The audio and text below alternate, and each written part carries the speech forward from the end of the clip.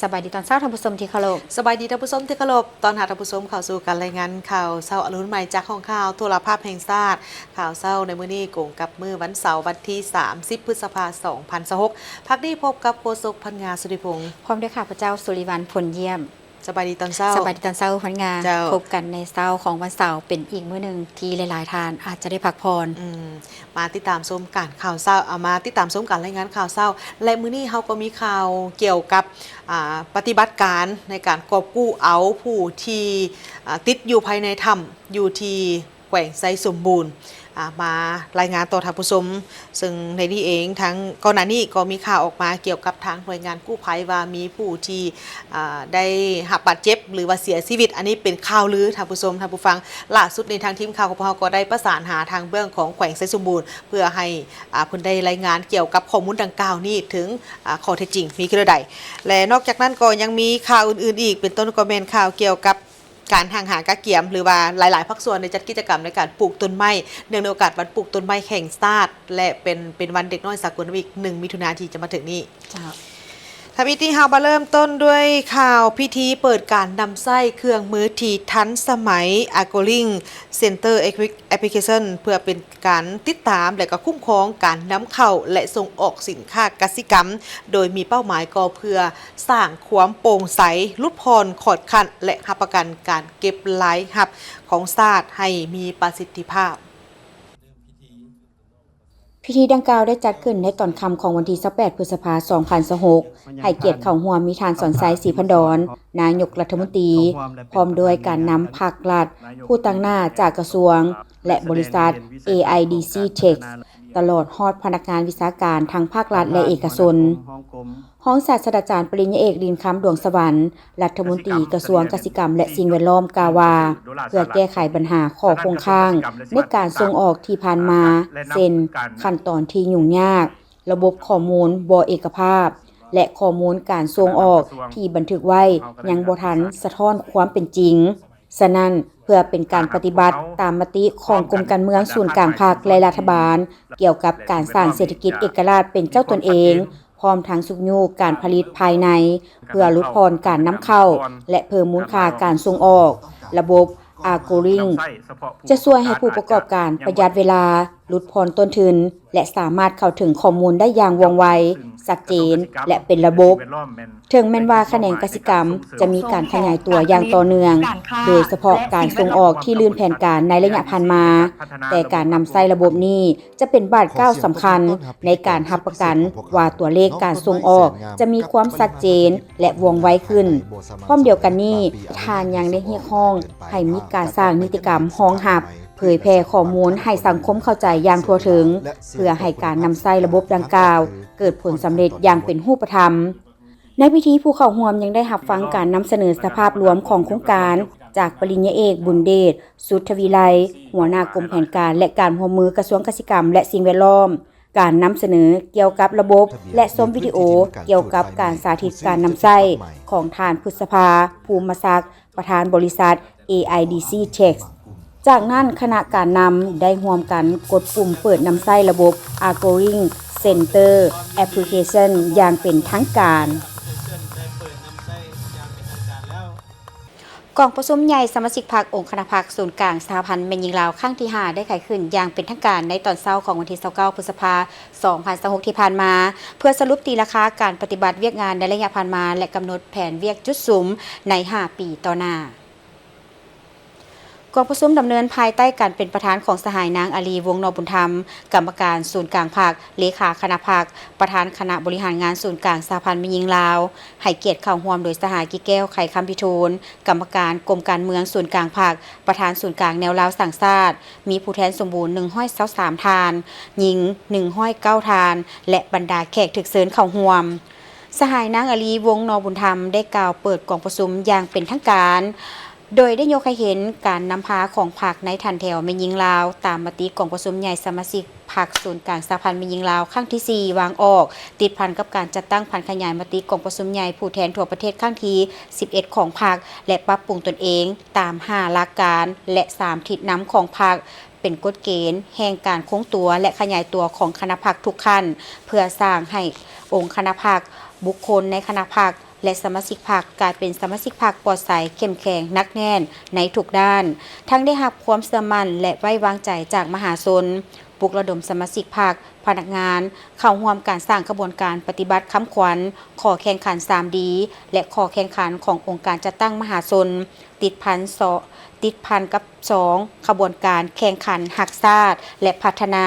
ด้วยความเป็นเจ้าการหันลงก่อสร้างหักฐานการเมืองตามที่3สร้างนำพาจัดตั้งปฏิบัติ10แผนงาน65โครงการ3แผนดำเนินงานแห่งชาติเกี่ยวกับความเสมอภาพหญิงชายแม่และเด็กและการปกป้องและลดล้างความรุนแรงต่อแม่หญิงและเด็กปลุกระดมแม่หญิงให้พัฒนาตนเองตามข้อแข่งขัน 3D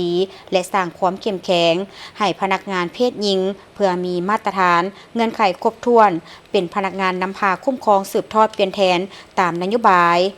ส่วนสหายนางธรรมาเพชรวิสัยรองเลขาคณะบริหารงานพรรครองประธานสหพันธ์แม่หญิงลาวได้ผ่านแผนพัฒนาของศูนย์กลางสหพันธ์แม่หญิงลาว5ปี2026-2030โดยได้กำหนด9เป้าหมายในการพัฒนาเวียกงานแม่หญิงคือสมาชิกสหพันธ์แม่หญิงลาวบรรดาเผ่ารับรู้เข้าใจแนวทางนโยบายของพรรครัฐมูลเสื้อประวัติศาสตร์วัฒนธรรมอันดีงามของชาติของแม่หญิงลาว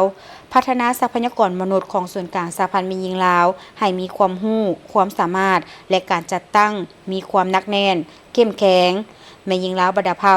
มีวิชาชีพมีเวียกเฮ็ดงานทำสามารถเข้าถึงแหล่งทุนที่ถูกกฎหมายสร้างเศรษฐกิจครอบครัวเป็นผู้ประกอบการจุลวิสาหกิจและธุรกิจขนาดน้อยตามที่เศรษฐกิจเอกราชเป็นเจ้าตนเองส่งเสริมการปกป้องสิทธิและผลประโยชน์อันชอบธรรมของแม่หญิงและเด็กต้านและสกัดกั้นการใช้ความรุนแรงต่อแม่หญิงและต่อเด็กช่วยเหลือแม่หญิงและเด็กให้เข้าถึงความยุติธรรมบทบาทการเป็นเสนาธิการให้แก่คณะกรรมาธิการแห่งชาติเพื่อความก้าวหน้าของแม่หญิงแม่และเด็กมีความเข้มแข็งเพื่อขับเคลื่อนเวียกงานความเสมอภาพหญิงชายและปกป้องสิทธิผลประโยชน์ของแม่และเด็กตั้งหน้าจะตั้งปฏิบัติค้ำขวัญและขอแข่งขันของสหพันธ์แม่หญิงลาวติดพันกับขบวนการแข่งขันหักชาติและพัฒนาส่งเสริมสมาชิกสหพันธ์แม่หญิงลาวบรรดาเผ่าได้รับการพัฒนารอบด้านสร้างเงื่อนไขให้แม่หญิงเข้าร่วมและเป็นกำลังแหงในทุกขงเขตเวียกงานสามารถประกอบส่วนเข้าในขบวนการปกปักรักษาและพัฒนาประเทศชาติสร้างความเข้มแข็งในเวียกงานบริหารคุ้มครองติดตามกวดกาและประเมินผลเวียกงานรอบด้านของสหพันธ์แม่หญิงลาวสร้างความเข้มแข็งในเวียกงานแผนการและการร่วมมือผู้แทนกองประชุมใหญ่ผู้แทนสมาชิกพรรคครั้งที่6ขององค์คณะพรรคคณะโฆษณาพรมศูนย์กลางพรรคได้เป็นประชามติเลือกเอาสหายคำพันธ์เผยยวงศ์เป็นเลขาคณะบริหารงานพรรคคณะโฆษณาพรมศูนย์กลางพรรคผู้แทนสมบูรณ์ในกองประชุมใหญ่ผู้แทนสมาชิกพรรคครั้งที่6ขององค์คณะพรรคคณะโฆษณาพรมศูนย์กลางพรรคได้พร้อมกันใช้สิทธิประชาธิปไตยปอนบัตรคัดเลือกเอาคณะบริหารงานพรรคคณะโฆษณาพรมศูนย์กลางพรรคสมัยที่6ในบ่ายของวันที่28พฤษภาคม2026ซึ่งมีผู้สมัครเลือกตั้งจำนวน20สหายหญิง4สหายในนั้นเลือกตั้งได้จำนวน17สหายหญิง1สหายมาฮอดเช้าของวันที่29พฤษภาคม2026ที่ประชุมจึงได้มีการแจ้งผลของกองประชุมข้างปฐมฤกษ์ภายใต้การเป็นประธานของพลเอกวิไลหลาคำฟ้องกรรมการกรมการเมืองศูนย์กลางพรรคผู้ประจำการคณะเลขาธิการศูนย์กลางพรรคซึ่งผลของการปอนบัตรเลือกคณะบริหารงานพรรคคณะโฆษณาพรมศูนย์กลางพรรคสมัยที่6ซึ่งประกอบมีสหายปริญญาเอกคำพันธ์เผยยวงศ์สหายวันศรีกัวมั่วสหายปริญญาเอกคำมอนจันทจิตสหายสาครพรหมราชสหายอานงศักดิ์อินทวงศ์สหายคำกองธรรมเทวาสหายปริญญาเอกวันละตีคำวานวงศาสหายบุญเพ็งจันทดาราสหายบัวไลพานุวงศ์สหายวรรณศิลป์สิมพวงศ์สหายสว่างดาราแสนสหายสมประสงค์พงประเสริฐและสหายนางพรทิพย์ศรีเจริญสหายหินเพชรไสยะศรีพัดดอนสหายสีวันหอมไสยเดชสหายเวียงวัฒนาสนะพานสหายบุญแยงธรรมวงศ์ในนั้นเลือกเอาคณะประจำสมัยที่6มี5สหายคือสหายปริญญาเอกคำพันธ์เผยยวงศ์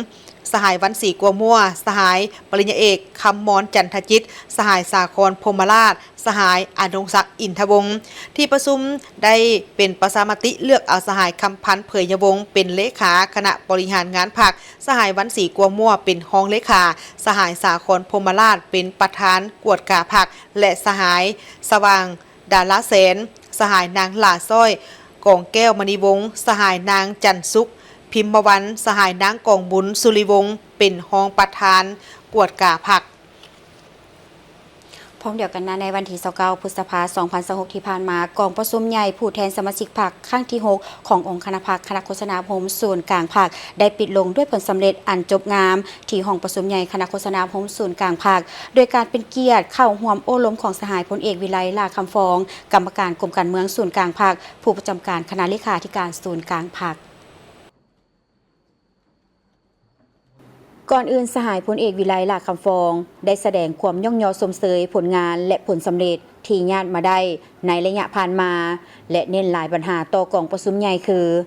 สร้างการหันเปลี่ยนอย่างแข็งแรงทางด้านเนื้อในและรูปการในการเคลื่อนไหวเวียกงานโฆษณาอบรม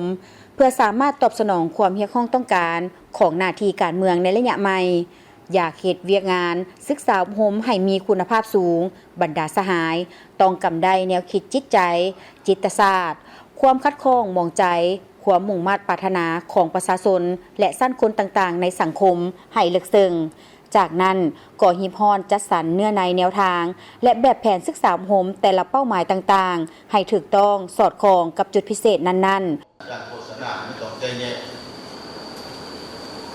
ผู้มีระดับมีความรู้จะเผยแพร่อะไรที่อาวุโสถอดแก่ขึ้นอะไรเล็กน้อยเยาวชนจะเผยแพร่อะไรอันนี้ต้องใช้รู้เป็นวิธีการโฆษณาอันนั้นอันหนึ่งอันสองอันนี้อยากให้ใครเรียนงานอบรมศึกษาอบรมให้มีคุณภาพสูงบรรดาสหกรณ์กรรมในแนวคิดจิตศาสตร์ความคัดของมองใจความมุ่งมั่นปรารถนาของประชาชนและท่านคนต่างๆในสังคมอันนี้ต้องเข้าใจให้ลึกซึ้งจากนั้นก็ที่จัดสรรเนื้อในแนวทางและแบบแผนศึกษาอบรมแต่ละเป้าหมายคือต้องสอดคล้องกับจุดพิเศษของของคนนั้นกับจุดพิเศษนะอันนี้อันที่สองปัญหาที่สามเพื่อต่อต้านบรรดาคนอุบายเล่ห์เหลี่ยมของกลุ่มคนอุบดีและคนที่บ่หวังดีผู้เฮ็ดเบี้ยของเขตอย่างงานนั่นสิต้องกำให้ได้จุดพิเศษกำให้ได้จุดอ่อนจุดแข็งของพวกเขาแล้วนะเพื่อมีแผนขับมืออย่างเด็ดเดียวถือต้องเหมาะสมกับสถานการณ์นั้นให้ต้องเห็นขั้นการต้องเห็นไว้ขั้นการแต่ต้องเต็มไปด้วยท่วงหอบข้อและเนียนข้อมแรงคือเป้าและก้าวไปจนรักษาได้เสถียรภาพทางด้านการเมืองมีความสงบมีความเป็นระเบียบเรียบร้อยในสังคมตัวนี้แหละเป็นตัวที่อยู่นานเป็นความมีหอมต่อการไว้ในปัจจุบันปัญหาที่สี่อย่างงานโฆษณาเอาเป็นว่าการออกแบบโฆษณาต้องหลายรูปหลายสีแต่ในอัปกันความเลิกซึ้งความอันนี้แม้มีความจำเป็นอยู่ในสังคมปัจจุบันพวกเขาสามารถนำใส่สื่อมวลชนอย่างกว้างและหลากหลายที่เป็นบ้านหลักสำคัญที่สังคมต้องการปัจจุบันที่เป็นชีวิตประจำวันของเขาเจ้าในอยู่นั้นที่นี่อยู่นั้นให้มีหลายสีกว่าเก่านอกจากนั้นก็มีการจัดประทับประถามีการจัดสัมมนาผ่านองค์การจัดต่างๆสร้างเป็นเอกสารโฆษณาอบรมที่มีในรับซึ้งให้มันมีชีวิตชีวาที่ดึงดูดความสนใจของแต่ละเป้าหมาย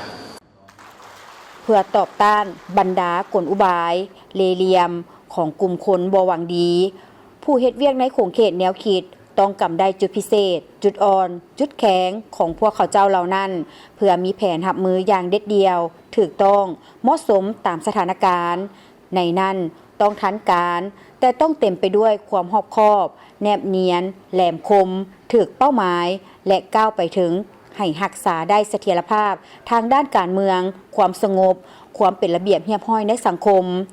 ต่อเวียกงานโฆษณาการออกแบบโฆษณาด้วยหลายรูปหลายสีแต่ให้รับประกันความลึกซึ้งกว้างขวางแม้นมีความจำเป็นในสังคมปัจจุบันสามารถนำใช้สื่อมวลชนอย่างกว้างขวางและหลากหลายที่เป็นพาหนะสำคัญที่สังคมต้องการที่เป็นชีวิตประจำวันของเขาเจ้าอยู่นั่นให้มีหลายรูปหลายสีกว่าเก่านอกนั้นก็มีการจัดปาฐกถาสัมมนาผ่านองค์การจัดตั้งต่างๆสร้างเป็นเอกสารโฆษณาอบรมที่มีเนื้อในลึกซึ้งแต่ให้มีชีวิตชีวา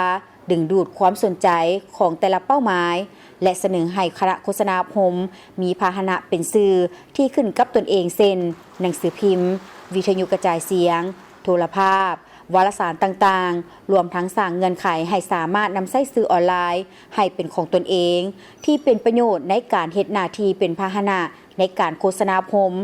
คณะโฆษณาอบรมศูนย์กลางภาคต้องเป็นเจ้าการประสานสมทบกับคณะสภาทฤษฎีศูนย์กลางภาคสถาบันต่างๆสืบต่อค้นคว้าทางด้านทฤษฎีและสรุปพฤติกรรมของภาคพัวพันใกล้ชิดและแลกเปลี่ยนบทเรียนทางด้านทฤษฎีและพฤติกรรมกับบรรดาภาคอ้ายน้องเพื่อช่วยกรมการเมืองคณะบริหารงานศูนย์กลางภาควางแนวทางนโยบายของภาคในซุ้มปีต่อหน้านี้ให้ถูกต้องและสอดคล้องกับสภาพแห่งความเรียกร้องต้องการที่แท้จริงปรับปรุงภาระบทบาทและกงจักการจัดตั้งสิทธิหน้าที่และแบบแผนวิธีเฮ็ดเวียกของคณะโฆษณาอบรมศูนย์กลางภาคให้กระทัดรัดหนักแน่นเข้มแข็งสมคู่กับบทบาทและความสำคัญของเวียกงานในระยะใหม่พร้อมกันนั้นก็ต้องเอาใจใส่การบรรจุซับซ้อนพนักงานเข้าใส่บรรดาตำแหน่งงานให้แทบเหมาะเพิ่มทวีการคุ้มครองด้านระเบียบวินัยอยู่ในการจัดตั้งขององค์การภาคติดพันกับการสกัดกั้นตีถอยบรรดาปรากฏการณ์ย่อท่อไปเคียงคู่กับยกระดับความรู้ความสามารถให้แก่ทันแถวพนักงานสมาชิกภาคเป็นขอกระแจให้แก่การรับประกันหน้าเวียกที่วางไว้ในกองประชุมใหญ่ครั้งนี้ได้รับการจัดตั้งปฏิบัติอย่างเป็นระบบต่อเนื่องแข็งแรง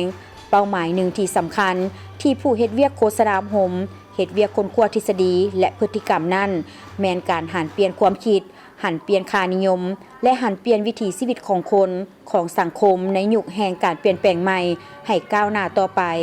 สิ่งสำคัญที่สุดแม่นค่านิยมของสังคมของสาวหนุ่มเวียกงานโฆษณาอบรมเฮา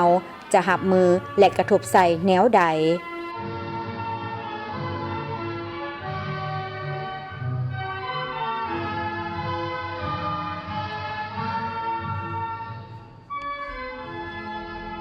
ถ้าผู้ชมที่เคารพตลอดระยะที่ผ่านมาคณะโฆษณาอบรมศูนย์กลางภาคก็ได้เอาใจใส่ในการค้นคว้าปรับปรุงพลบทบาทว่าด้วยการจัดตั้งและการเคลื่อนไหวของตนให้สอดคล้องกับหน้าที่การเมืองในแต่ละระยะ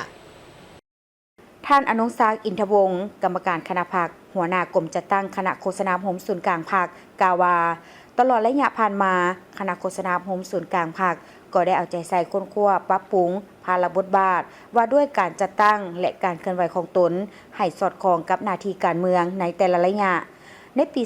2022 กรมการเมืองศูนย์กลางภาคได้ออกมาตีตกลงว่าด้วยการปรับปรุงกงจักการจัดตั้งของคณะโฆษณาอบรมศูนย์กลางภาคโดยเห็นดีซับซ้อนห้องการสภาทฤษฎีศูนย์กลางภาคจากห้องว่าการศูนย์กลางภาคตามข้อตกลงเอาหนังสือพิมพ์ประชาชนจากกระทรวงแถลงข่าววัฒนธรรมและท่องเที่ยวมาขึ้นกับคณะโฆษณาอบรมศูนย์กลางภาคและโฮมกรมสั่งรวมเข้ากับห้องการคณะโฆษณาอบรมศูนย์กลางภาคโฮมวารสารโฆษณาเข้ากับกรมโฆษณามาฮอดปี 2025 คณะบริหารงานภาคได้ออกมติว่าด้วยการปรับปรุงกงจักการจัดตั้งในนั้นได้โอนเอาเวียกงานแถลงข่าวเวียกงานสื่อมวลชนและยกย้ายบุคลากรพร้อมทั้งอาคารห้องการพาหนะวัตถุอุปกรณ์รับใช้เวียกงานที่ดินและอุปกรณ์อื่นๆจากกระทรวงแถลงข่าววัฒนธรรมและท่องเที่ยวมาขึ้นกับคณะโฆษณาอบรมศูนย์กลางภาคภายหลังปรับปรุงโฮมแล้วได้มีการค้นคว้าปรับปรุงกงจักขันกลมแมนเห็นดีรักษา14กลมเทียบเท่า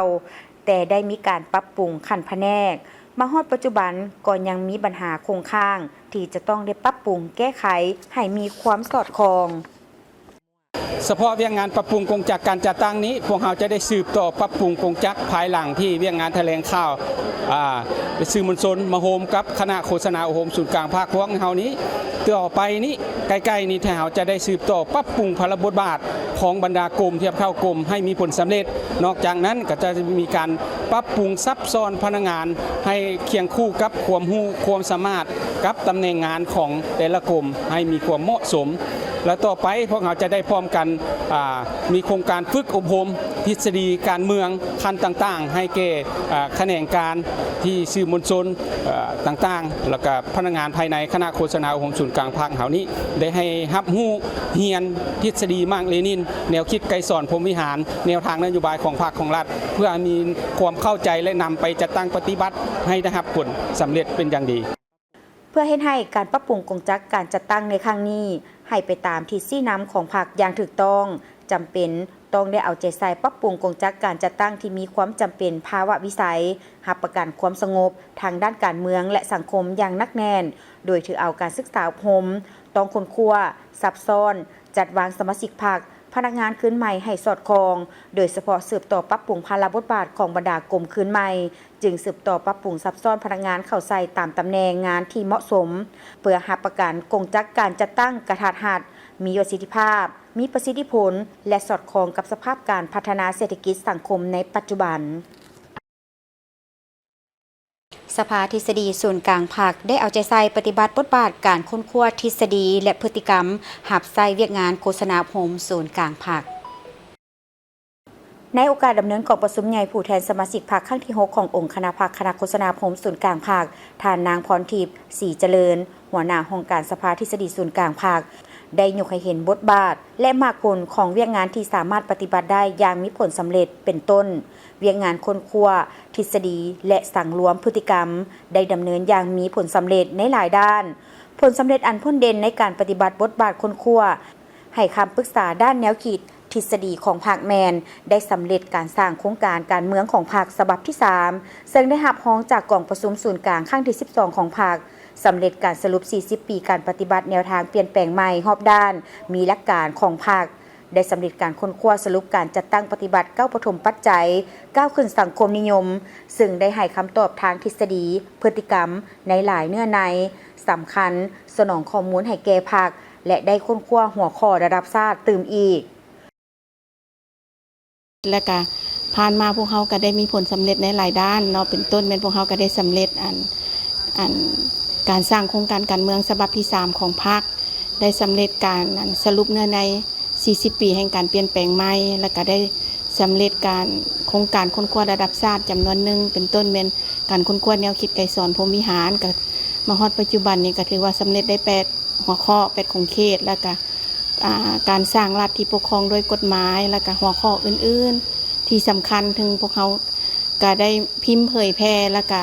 ลงไปเผยแพร่อยู่บางท้องถิ่นบางของเขตถือว่าเป็นผลสำเร็จอันหนึ่งในนามสภาทฤษฎีที่ว่าเป็นภาคส่วนหนึ่งอยู่ในโฆษณาโฮมศูนย์กลางภาคที่ประกอบส่วนเป็นผลงานรวมขององค์คณะพรรคคณะโฆษณาโฮมศูนย์กลางภาคเฮ็ดให้บทบาทของเวียกงานค้นคว้าทฤษฎีและพฤติกรรมอยู่ในทั่วภาคทั่วสังคมนี่นับมีบทบาทสูงเด่นขึ้นหลายภาคส่วนก็เห็นได้ความจำเป็นว่าต้องได้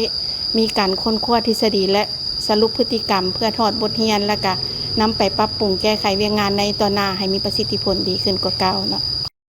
สหายยังได้ให้รู้อีกว่าเพื่อตอบสนองกับความที่ห้องต้องการของหน้าที่การเมืองของพรรคระยะใหม่ต้องได้สุมใส่ยึดมั่นและถือสำคัญเวียกงานค้นคว้าทฤษฎีและสั่งรวมพฤติกรรมแก้ไขสายพัวพันสัจจะวิภาคระหว่างทฤษฎีและพฤติกรรมให้สอดคล้องพนักงานสมาชิกพรรคต้องปัวพยาธิ3อย่างคือพยาธิขาดทฤษฎีพยาธิหมิ่นประมาททฤษฎีและพยาธิทฤษฎีน้ำเต้าเป่าต้องรับประกันให้บรรดาองค์การเสนาธิการหรือองค์การวิชาการต่างๆที่เฮ็ดหน้าที่ในโครงข่ายการเมืองแนวคิดและทฤษฎีของพรรคได้รับการยกระดับความสามารถในการเคลื่อนไหวปฏิบัติภาระบทบาทของตนต้องบำรุงสร้างทันแถวพนักงานนักค้นคว้านักทฤษฎีและพฤติกรรมของพรรคให้นำมือเพิ่มขึ้นทางด้านปริมาณและคุณภาพเ พิ่มทวีการพัวพันหัวมือแลกเปลี่ยนบทเรียนทางด้านการค้นคว้าทฤษฎีและสรุปพฤติกรรมกับบรรดาประเทศเพื่อนมิตรยุทธศาสตร์เพื่อถอดถอนบทเรียนตัวจริงมาหมุนไส้ในการนำพาของพรรคและการบริหารปกครองประเทศให้มีประสิทธิภาพสูงขึ้น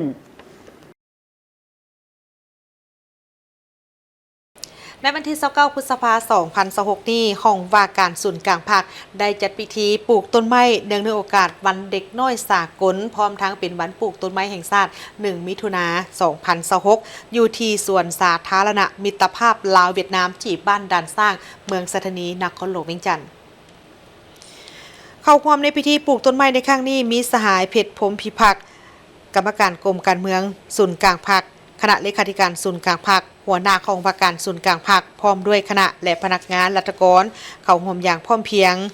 ในการปลูกต้นไม้ในครั้งนี้เป็นเพื่อเป็นการปกปักรักษาทรัพยากรป่าไม้ให้มีความยืนยงอุดมสมบูรณ์เขียวงามนำไส้ได้ยาวนานและสภาพแวดล้อมธรรมชาติที่มีความสุ่มซื่นอุดมสมบูรณ์สวยสดงดงามสวยต้านและลดพรผลกระทบจากภัยพิบัติทางธรรมชาติพร้อมกันนั้นก็ยังเป็นการปลูกจิตสำนึกให้เห็นถึงความสำคัญและพร้อมกันทนุถนอมสิ่งแวดล้อมโดยเน้นใส่การปลูกร่วมกันการอยู่ร่วมกันกับธรรมชาติอย่างกลมเกลียวและยืนยงต้นไม้ที่นำมาปลูกในครั้งนี้ประกอบมีไม้อุตสาหกรรมเป็นต้นแมนไม้ดู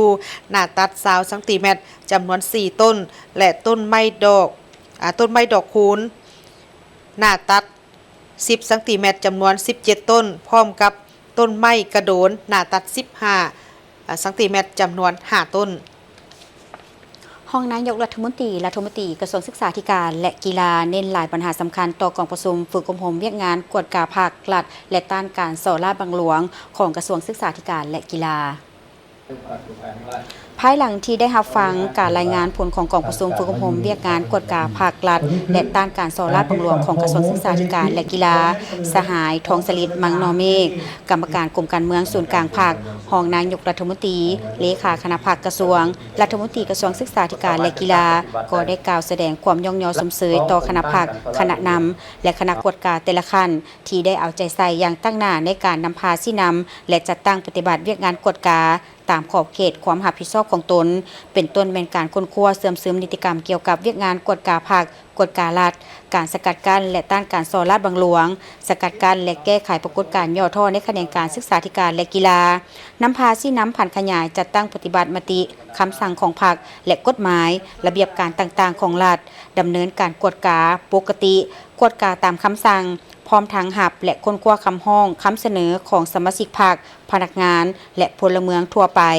พร้อมกันนั้นยังได้เอาใจใส่ฝึกอบรมบำรุงก่อสร้างพนักงานที่เฮ็ดเวียกงานกวดกาแนะใส่เฮ็ดให้พนักงานกวดกามีความสามารถในการปฏิบัติหน้าที่เป็นเสนาธิการให้คณะพรรคคณะนำแต่ละขั้นพร้อมนั้นสหายทองสลิดมังนอเมฆได้เน้นให้พนักงานที่เฮ็ดเวียกกวดกาต้องได้เป็นเจ้าการค้นคว้าเสื่อมซึมกำแน่นทัศนะของพรรคนโยบายของรัฐเกี่ยวกับความหมายความสำคัญของเวียกงานติดตามกวดกาเวียกงานสกัดกั้นและต้านการส่อราษฎร์บังหลวงความรับผิดชอบของคณะพรรคคณะนำต่อเวียกงานดังกล่าวตามที่ของกองประชุมใหญ่ครั้งที่12ของศูนย์กลางภาคที่ได้กำหนดไว้ติดตามกฎกาแบบแผนการนำพาวิธีเฮ็ดเวียกของคณะพรรคคณะนำต่างๆในนี้ต้องลงลึกกฎกาการปฏิบัติหลักการนำพาของพรรคเป็นต้นการปฏิบัติหลักการรวมศูนย์ประชาธิปไตยและกฎกาแก้ไขสภาพการปรากฏการณ์ย่อท่อในคณะพรรคและสมาชิกพรรคให้เข้มงวดเด็ดขาดทันการตามกฎระเบียบพรรคและกฎหมายของรัฐติดตามกฎกาการคุ้มครองบริหารรัฐให้สุมใส่กฎกาการปฏิบัติภารบทบาทหน้าที่สิทธิอำนาจของแต่ละขั้นคุ้มครองว่าด้วยการปฏิบัติและผันขยายแผนพัฒนาแขนงการศึกษา5 ปี 2026-2030 ให้สอดคล้องกับเงื่อนไขตัวจริงองค์การปกครองเมืองไซเซฐานครหลวงวิจารณ์ได้ร่วมกับทางหลายภาคส่วนมีการจัดกิจกรรมในการปลูกต้นไม้เพื่อเป็นการร่วมกันในการฟื้นฟูป่าให้มีความเขียวงามและสร้างจิตสำนึกในการอนุรักษ์ป่าไม้ซึ่งได้มีขึ้นในเมื่อวันที่29พฤษภาคมที่ผ่านมาอยู่ที่เส้นทาง450 ปีบ้านโศกใหญ่เมืองไซเซฐานนครหลวงวิจารณ์เนื่องในโอกาสวันปลูกต้นไม้แห่งชาติ1 มิถุนายนองค์คณะพรรคองค์การปกครองเมืองไซเซฐาร่วมกับหลายภาคส่วนจัดกิจกรรมปลูกต้นไม้เพื่อร่วมกันฟื้นฟูพื้นป่าสีเขียวและสร้างจิตสำนึกในการอนุรักษ์ป่าไม้ กล่าวเปิดพิธีครั้งนี้โดยปริญญาเอกนางบัววรสุกลาแสงกรรมการพรรคนครหลวงเวียงจันทน์เลขาคณะพรรคเมืองไซเสถาให้เกียรติเข้าร่วมมีทานศิริราชทงศิลป์ทองเพ็งรองเลขาคณะพรรคประธานปกครองนครหลวงเวียงจันทน์มีประธานแนวร้าวสั่งสร้างนครหลวงเวียงจันทน์มีรองเลขาพรรคเมืองหัวหน้าองค์การเกษตรกรรมและสิ่งแวดล้อมเมืองและภาคส่วนที่เกี่ยวข้องต้นไม้ที่นำมาปลูกในครั้งนี้ประกอบมีต้นดอกจำปาซึ่งจัดอยู่ในต้นไม้ประดับประดาจำนวน 2,127 เบี้ยโดยปลูกในเขตเส้นทาง450 ปีที่บ้านโซกใหญ่เมืองไซเสถานครหลวงเวียงจันทน์ที่มีความยาว11 กิโลเมตรกว่าโดยจะเน้นปลูกไซบอนเปาวางเพื่อทดแทนทั้งนี้ก็เพื่อเฮ็ดให้สถานที่แห่งนี้มีความสวยงามและสิ่งแวดล้อมที่ดีท่านอนุรักษ์วงศ์พระจันทร์หัวหน้าองค์การเกษตรกรรมและสิ่งแวดล้อมเมืองไซเสถาได้กล่าวว่าต้นไม้หรือป่าไม้แม้นมีความสำคัญหลายต่อสิ่งที่มีชีวิตและช่วยสร้างอากาศที่บริสุทธิ์ฉะนั้นการปลูกต้นไม้บ่แม่นหน้าที่ของไผผู้ใดผู้หนึ่งเท่านั้นแต่มันเป็นหน้าที่ของทุกคนในสังคมที่ต้องร่วมมือร่วมใจกันปลูกต้นไม้และรักษาต้นไม้ให้เติบใหญ่และยืนยงการปลูกต้นไม้ถือว่ามีความหมายความสำคัญที่สุดเนาะบ่ว่าอยู่ในสังคมใดก็ถือว่าต้นไม้นี่ถือว่า1เนี่ยมันก็ว่าสร้างสีเขียวสร้างการฟอกอากาศเนาะ2มาคือว่าเป็นบอนพักผ้าอาศัยบ่ว่ามนุษย์บ่ว่าสัตว์เนาะก็ถือว่าต้นไม้มีความหมายความสำคัญที่สุดและก็มันช่วยให้สิ่งแวดล้อมถือว่ามีความยืนยงเนาะป่าไม้มีสีเขียวและก็สัตว์ป่าในมีที่อยู่อาศัยเพิ่มขึ้นเนาะเรื่องการติดตามในการอนุรักษ์นี้โดยเฉพาะเมืองเฮานี่ครับก็จะได้ให้ประชาชนมีส่วนร่วมในการปกปักรักษาโดยของการกิจกรรมเฮานี่เป็นแกนหลักในการที่นำพากวดการติดตามเป็นแต่ละระยะเพื่อให้ต้นไม้ที่เฮาปลูกลงไปแล้วนี่นะให้มันสามารถเติบใหญ่เป็นโฮมเงาในอนาคตได้เจ้าข้าพเจ้าก็ขอฝากน้ำพ่อแม่ประชาชนการปลูกต้นไม้ก็เป็นสิ่งหนึ่งที่มีความสำคัญเฮ็ดให้มลพิษสดชื่นอากาศสดชื่นดีเนาะแล้วก็เฮ็ดให้ธรรมชาติสวยงามอยากให้ทุกคนมีส่วนร่วมอนุรักษ์ในการปลูกต้นไม้ก็คือ1การปลูกแล้วเราต้องดูแลรักษาแล้วก็มีการรดน้ำใส่พุ่นควนดินเฮ็ดให้มันจบงามสวยงามนั่นแหละเนาะมื้อนี้มาร่วมพิธีปลูกต้นไม้ให้เป็นป่าดีใจอยากให้หมู่มีส่วนร่วมในการดูแลต้นไม้คือแนวใดรดน้ำอยากให้หมู่ทุกคนรักษาปลูกต้นไม้ให้เป็นป่าสวยงามการจัดกิจกรรมปลูกต้นไม้ในครั้งนี้บ่เพียงแต่เป็นการสร้างขบวนการในวันปลูกต้นไม้แห่งชาติเท่านั้นแต่ยังเป็นการปลูกจิตสำนึกให้ทุกภาคส่วนเห็นคุณค่าของการอนุรักษ์ป่าไม้และร่วมมือกันรักษาทรัพยากรธรรมชาติให้คงอยู่คู่ประเทศชาติตลอดไปเนื่องในโอกาสวันเด็กน้อยสากลและวันปลูกต้นไม้แห่งชาติ1 มิถุนายน 2026ทั่วประเทศมีแผนจะปลูกต้นไม้ให้ได้ 4,500,000 กว่าเบี้ยในเนื้อที่ 7,300 กว่าเฮกตาร์เพื่อเป็นการประกอบส่วนอันสำคัญเข้าในเวียกงานปกปักรักษาสิ่งแวดล้อมและการพัฒนาเศรษฐกิจสังคมของชาติเนื่องในโอกาสเฉลิมฉลองวันปลูกต้นไม้แห่งชาติครบรอบ 46 ปี 1 มิถุนายน 1980 1 มิถุนายน 2026กงกับวันเด็กน้อยสากลฉะนั้นในวันที่25 พฤษภาคม 2026ท่านลินคำดวงสวรรค์รัฐมนตรีกระทรวงกสิกรรมและสิ่งแวดล้อมต่างหน้าให้การนำภาครัฐก็คือกระทรวงกสิกรรมและสิ่งแวดล้อมได้แถลงการเรียกร้องให้ทั่วสังคมเห็นได้ถึงความสำคัญของป่าไม้พร้อมทั้งร่วมแรงร่วมใจกันปกปักรักษาและฟื้นฟูป่าไม้ตามทิศสีเขียวและยืนยงดังคำโอวาทของประธานไกรสอนพรหมวิหารที่ว่าป่าไม้คือค้ำเขียวของชาติเพื่อพันขยายมาตรา60และ164ของกฎหมายว่าด้วยป่าไม้สืบต่อจะตั้งปฏิบัติคำสั่งเลขที่15นยและคำสั่งเลขที่11นยทั้งเป็นการสร้างขบวนการปลูกจิตสำนึกให้ทั่วสังคมในการส่งเสริมปลูกไม้และฟื้นฟูป่าให้กว้างขวางและบรรลุตามแผนการที่วางไว้กระทรวงเกษตรกรรมและสิ่งแวดล้อมได้ออกแจ้งการฉบับเลขที่2070 กสลงวันที่19 พฤษภาคม ปี 2026 เพื่อเป็นการสร้างขบวนการปลูกต้นไม้เนื่องในวันปลูกต้นไม้แห่งชาติวันที่1 มิถุนายน ปี 2026 นอกจากนี้กระทรวงเกษตรกรรมและสิ่งแวดล้อมได้สมทบกับคณะพรรคองค์การปกครองท้องถิ่น ในทั่วประเทศกะเกียมแผนการและขบวนการปลูกไม้อยู่ท้องถิ่นให้เป็นขบวนฟดฟื้นโดยมีแผนการเก็บแกนพันธุ์ไม้ให้ได้ 121,000 กว่ากิโลกรัมกาเบี้ยไม้25ล้าน1แสนกว่าเบี้ยและปลูกไม้50,000 กว่าเฮกตาร์สำหรับวันที่1มิถุนายนปี 2026 นี้ในทั่วประเทศมีแผนจะจัดพิธีสร้างขบวนการปลูกต้นไม้ในเนื้อที่ประมาณ 7,300 กว่าเฮกตาร์โดยจะนำไส้เบี้ยไม้จำนวน 4,516,000 กว่าเบี้ยสำหรับในวันที่1มิถุนายนที่จะมาถึงนี้จะมีการจัดพิธีปลูกต้นไม้อยู่หลายพื้นที่ในทั่วประเทศสำหรับนครหลวงเวียงจันทร์คณะนำกระทรวงเกษตรกรรมและสิ่งแวดล้อมพร้อมด้วยภาคส่วนที่เกี่ยวข้องจะจัดพิธีปลูกต้นไม้อยู่เนื้อที่ปลูกประมาณ50เฮกตาร์โดยจะปลูกต้นไม้จำนวน 80,000 กว่าเบี้ยชนิดของต้นไม้ที่จะปลูกประกอบมีไม้ดูไม้แต้คา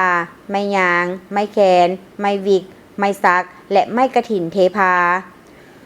เนื่องในโอกาสวันปลูกต้นไม้แห่งชาติวันที่1มิถุนายนปี 2026 นี้ข้าพเจ้าขอเรียกร้องมายังปวงชนลาวทั้งชาติจงเชิดชูสติหักและห่วงแหนทรัพยากรป่าไม้ประกอบส่วนในการปลูกไม้และฟื้นฟูป่าไม้ไปเคียงคู่กับการคุ้มครองปกปักรักษาป่าไม้อันเป็นมรดกและทรัพย์สมบัติของวงคณะญาติแห่งชาติให้นับมือมีความอุดมสมบูรณ์และยืนยงโดยบ่มีวันบกแห้งเฮ็ดให้ทรัพยากรป่าไม้ประกอบส่วนอันสำคัญในการพัฒนาเศรษฐกิจสังคมของชาติในวันปลูกต้นไม้แห่งชาติในปีนี้ข้าพเจ้าต่างหน้าให้คณะพรรคคณะนำกระทรวงเกษตรกรรมและสิ่งแวดล้อมขอเชิญชวนทุกภาคส่วนที่เกี่ยวข้องทั้งภาครัฐเอกชนและพ่อแม่ประชาชนพร้อมกันจัดพิธีปลูกต้นไม้โดยอิงใส่เงื่อนไขตัวจริงของแต่ละท้องถิ่นให้เน้นใส่เนื้อในการปลูกต้นไม้การปลูกต้นไม้แม่นสามารถปลูกได้แต่เดี๋ยวนี้จนฮอดท้ายฤดูฝนในบ่อนที่มีเงื่อนไขในเนื้อที่ดินเป้าว่างของตนในหัวสวนที่ดินปลูกสร้างเดินโรงเรียนสำนักงานองค์การและตามแคมทางตามเงื่อนไขตัวจริงวันที่1มิถุนายนเป็นวันที่มีความหมายสำคัญเพราะเป็นการเฉลิมฉลองครบรอบ46ปีวันปลูกต้นไม้แห่งชาติครบรอบ53ปีวันสิ่งแวดล้อมโลกและครบรอบ27ปีวันสิ่งแวดล้อมแห่งชาติถือเอาโอกาสที่สำคัญนี้รัฐบาลได้ร่วมกับภาคธุรกิจจัดกิจกรรมหลายรูปแบบโดยเฉพาะการจัดงานมหกรรมแลนยางเพื่อป่าของพวกเขาและอากาศที่สดใสจะจัดขึ้นระหว่างวันที่29พฤษภาคมหาวันที่1มิถุนายน2026เพื่อเป็นการปลุกระดมให้ทุกภาคส่วนในสังคมเข้าร่วมในการปกปักรักษาป่าไม้และสิ่งแวดล้อมกิจกรรมในครั้งนี้จะเป็นการให้ความรู้และนำเสนอเทคโนโลยีเครื่องมือทันสมัยปลูกจิตสำนึกให้เห็นถึงความสำคัญของการรักษาป่าไม้และสิ่งแวดล้อมส่วนคำขวัญของวันปลูกต้นไม้แห่งชาติประจำปี 2026 นี้ได้กำหนดว่าร่วมแรงร่วมใจช่วยกันปลูกต้นไม้อย่างน้อย1ต้นต่อคนต่อปีสมเสยวันปลูกต้นไม้แห่งชาติวันที่1มิถุนายน2026ครบรอบ46ปีอย่างสุดใจปลูกต้นไม้ในวันนี้เพื่อลูกหลานในวันหน้าจงช่วยกันปลูกต้นไม้ให้เป็นป่าเพื่อเป็นสินค้าและประกอบส่วนในการปกปักรักษาสิ่งแวดล้อมลดผ่อนการเปลี่ยนแปลงดินฟ้าอากาศท่านผู้ชมที่เคารพเฮามาติดตามเบิ่งภารกิจของการกอบกู้เอาผู้ที่ติดอยู่ภายในถ้ำของบ้านพันไซเมืองลองแจ้งแขวงไซสมบูรณ์ก่อนหน้านี้ก็มีข่าวออกมาทางสื่อออนไลน์ว่าหน่วยงานกู้ภัยที่ไปให้การช่วยเหลือผู้ที่ติดอยู่ภายในถ้ำนั้นว่าหน่วยงานกู้ภัยนี่มีผู้เสียชีวิตต่อกับประเด็นดังกล่าวนี้ทีมข่าวโทรภาพแห่งชาติกพก็ได้ต่อสายไปสัมภาษณ์ท่านนางเพชรสมัยโพไซยวงศ์รองประธานคณะกรรมการปกครองแขวงไซสมบูรณ์ซึ่งเพิ่นประจำอยู่ทางภาคสนามจะมารายงานให้ท่านผู้ชมได้รับทราบเกี่ยวกับข้อมูลดังกล่าวนี้ว่าข้อมูลดังกล่าวนี้มีความจริงคืออะไรเด้สบายดีอันนี้เฮาติดต่อจากทางทีมข่าวโทรภาพแห่งชาติลาวเด้อขออนุญาตให้ท่านได้รายงานตัวเติมแล้วก็ให้ท่านได้รายงานเกี่ยวกับสภาพการปฏิบัติการเวียกงานของทางหน่วยกู้ภัยนะว่าปัจจุบันนี้หน่วยงานที่เกี่ยวข้องนี่มันมีจักหน่วยงานที่มาเฮ็ดเวียกร่วมกันและมีทั้งลาวแล้วก็มีทั้งต่างประเทศนำบ่เจ้าสบายดีเจ้าข้าพเจ้าชื่อนางเพชรสมัยโพไซยวงศ์รองประธานคณะกรรมการปกครองแขวงไซสมบูรณ์ทั้งเป็นประธานคณะกรรมการคุ้มครองภัยพิบัติของแขวงเนาะ เกี่ยวกับการปฏิบัติงานของพวกเราครั้งนี้พวกเราก็ได้รับการสนับสนุนในการเข้าช่วยเหลือทั้งภายในและต่างประเทศเนาะซึ่งนอกจากการจะตั้งภาครัฐพวกเราแล้วก็ยังมีบรรดาสมาคมและมูลนิธิต่างๆที่เข้ามาให้การช่วยเหลือก็จะมีอยู่ประมาณ7 ภาคส่วน8 ภาคส่วนที่เข้ามาช่วยเหลือพวกเราเป็นต้นแม่นทั้งฝ่ายสมาคมอยู่ทางฝ่ายลาวของพวกเรานี้เนาะจะมี4 ภาคส่วนหลักๆคือ1 สมาคมอาสาเพื่อประชาชนเนาะ2 สมาคมกู้ภัยนครหลวงทีมงานใจถึงใจและ4 สมาคมใต้น้ำนักน้อยเนาะที่ว่าเป็นกู้ภัย1624แล้วก็จะมีสมาคมสายใจลาว1666เนาะเพิ่นได้เข้ามาช่วยและนอกจากนั้นพวกเราก็ได้รับการสนับสนุนการช่วยเหลือจากทางสมาคมหน่วยกู้ภัยของประเทศไทยเนาะซึ่งมีสมาคมเมตตาธรรมจังหวัดกาฬสินธุ์และจะมีสมาคมสายทานแล้วก็จะมีหน่วยกู้ภัยสว่างศรีวิไลบึงกาฬคือโชคตามเนาะเขาจะเข้ามาให้การสนับสนุนแล้วนอกจากนั้นอยู่ในระดับสากลเนาะก็จะมีสมาคมดำน้ำลบเพิ่นได้เข้ามาให้การช่วยเหลือพวกเราในจำนวน2 ทานแล้วพร้อมกันนั้นก็กำลังเดินทางเข้ามาพร้อมจะให้การสนับสนุนเติมอีก4 ทานเจ้าแล้วต่อกับการเฮ็ดเวียกของทั้งหน่วยงานกู้ภัยของพวกเฮานี่ปัจจุบันนี้อยากให้ท่านยืนยันเติมได้ว่ามันมีความพร้อมหรือว่าทุกคนมีความปลอดภัยแม่นบ่เจ้าคือว่าผ่านการปฏิบัติหน้าที่เวียกงานครั้งนี้เนาะก็ถือว่าตีราคาแล้วก็แม่นนักหน่วงใช้เวลาดนแล้วก็มีหลายสิ่งหลายอย่างที่ยังบ่ทันอำนวยความสะดวกเนาะแน่นอนที่สุดก็ปราศจากบ่ได้ความอิดเมื่อยโดยเฉพาะแม่นทีมงานกู้ภัยแต่ด้วยจิตใจมานะจิตอันสูงส่งและความเสียสละความตัดสินใจสูงความจริงใจอย่างสุดซึ้งของทีมงานกู้ภัยก็เห็นว่าทีมงานหน่วยกู้ภัยทุกภาคส่วนนี่ก็ยังมีความพร้อมในการปฏิบัติงานตามแผนที่ได้กำหนดไว้อยู่เจ้าหมายความว่าทางเบื้องของทีมงานกู้ภัยเฮาก็มีความปลอดภัยดีแต่ว่าในขณะเดียวกันผู้ที่เฮากำลังค้นหาอยู่เดี๋ยวนี้นี่สัญญาณว่า5 คนนี่ก็ยังมีความปลอดภัยทั้งหมดเนาะท่านเนาะเจ้า5 คนนี่ได้รับสัญญาณตอบรับที่ดีว่ายังมีความปลอดภัยดีอยู่เจ้าแล้วส่วนเรื่องทีมกู้ภัยเฮาได้จะมีการระดมกันเข้าไปช่วยเหลือขึ้นใดแล้วก็ได้มีการเซฟตี้กันขึ้นใดระหว่างความปลอดภัยของทั้งทีมกู้ภัยและก็ทั้งผู้ที่ติดอยู่ภายในถ้ำนั้นตื่มอีกคันเจ้าสำหรับมันก็อิงตามแผนการเคลื่อนไหวของทั้งทีมกู้ภัยนั่นแหละทุกอย่างเวลานี้ก็แม่นว่าเกี่ยมความพร้อมรอบด้านเนาะทางด้านบุคลากรแต่ก็ได้รับการสนับสนุนเข้ามาเรื่อยๆทางด้านบุคลากรของบรรดาสมาคมต่างๆที่ข้าพเจ้าได้เว้าผ่านมานั้นเนาะบางเทื่อเพิ่นก็อาจจะมีการเปลี่ยนทีมเปลี่ยนบุคลากรเข้ามาอันนี้ก็ถือว่ามันเป็นปกติอยู่เนาะนอกจากนั้นก็ถือว่าทางด้านอุปกรณ์อีสังต่างๆก็แม่นว่าทางทีมงานพวกเฮานี่ทีมงานกู้ภัยเพิ่นก็ได้เตรียมพร้อมรอบด้านแล้วเจ้าขอให้ท่านรายงานตื่นอีกได้ว่ามาฮอดปัจจุบันนี้สภาพพื้นที่ตัวจริงเนาะโดยเฉพาะก็เป็นเบื้องของอยู่บริเวณถ้ำหรือว่าทางนอกถ้ำปัจจุบันนี้สภาพฝนตกนี่ยังมีบ่หรือว่าแนวใดเจ้ามาฮอดปัจจุบันนี้นี่ถือว่าฝนก็ได้หยุดตกแล้วเนาะฝนก็ได้หยุดตกแล้วจังซั่นนี่ทางทีมงานก็ได้เล็งสูบน้ำที่ยังมีค้างอยู่ในถ้ำออกโดยรวมแล้วสภาพดินฟ้าอากาศเวลานี้ก็อำนวยในการจะตั้งปฏิบัติเวียกงานอยู่เจ้าแล้วต่อกับข้อมูลข่าวที่มีการซื้อออกมาทางเบื้องของซื้อออนไลน์เด้ตัวนี้เฮามีขึ้นใดได้ทันให้ท่านได้ยืนยันตื่นอยู่เนี่ยเจ้าตามได้รับข่าวเนาะมันก็มีหลายสำนักข่าวที่ออกทั้งสื่อสังคมออนไลน์นี้เนาะและมีสิ่งนึงที่ข้าพเจ้าอยากยืนยันก็คือว่าเกี่ยวกับข่าวที่ออกทางสื่อสังคมออนไลน์นี้เนาะ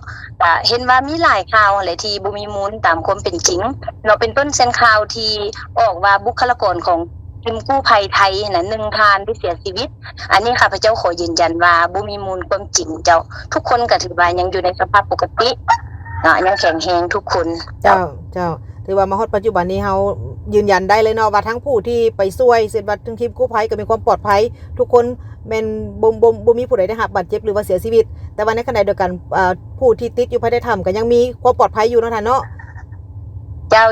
แม่นทานยืนยันแนวนั้นเลยขอบใจท่านหลายๆส่วนว่าความคืบหน้ามีขึ้นใดอยากจะหลังจากนี้ไปจะท่านอาจจะได้รายงานเข้ามาเติมอีกเช่นว่านอกจากทั้ง5 ทานที่ว่าติดอยู่ภายในถ้ำแล้วอีก2 ทานนี่เฮาได้มีการค้นหาขึ้นใดแล้วคันถามว่ามีความคืบหน้าถ้าสมมุติว่าคนเห็นก็ให้ท่านได้รายงานเติมเนาะท่านเนาะขอบใจท่านหลายๆเจ้าขอบใจหลายๆขอบใจ ต่อกับข้อมูลดังกล่าวนี้ทั้งท่านรองประธานคณะกรรมการปกครองของทางแขวงไส้สมบูรณ์เพิ่นก็ได้ยั่งยืนแล้วว่าหน่วยงานกู้ภัยที่ไปให้การช่วยเหลือผู้ที่ติดข้างอยู่ภายในถ้ำนั้นมาฮอดปัจจุบันนี้ยังบ่มีผู้ใดได้รับบาดเจ็บหรือว่าเสียชีวิตหมายความว่าทุกคนปลอดภัยฉะนั้นข่าวที่ออกมาก่อนหน้านี้ทางสื่อออนไลน์แม่นเป็นข่าวที่บ่มีมูลความจริงและต่อกับภารกิจของการช่วยเหลือบุคคลทั้ง7ที่ติดข้างอยู่ภายในถ้ำนี้ทางหน่วยงานที่เกี่ยวข้องก็คือบรรดาหน่วยงานกู้ภัยทั้งภายในและต่างประเทศก็ได้สุ่มกำลังทุกวินาทีเพื่อที่จะเข้าไปช่วยให้ทุกคนนั้นมีความปลอดภัยจบการรายงานข่าวเศร้าอรุณใหม่แต่เพียงเท่านี้พบกันได้ใหม่ในการรายงานข่าวภาคต่อไปส่วนข่าวภาคนี้โฆษกทั้งสองพร้อมกับทีมข่าวเศร้าลาท่านผู้ชมไปก่อนสบายดี สบายดี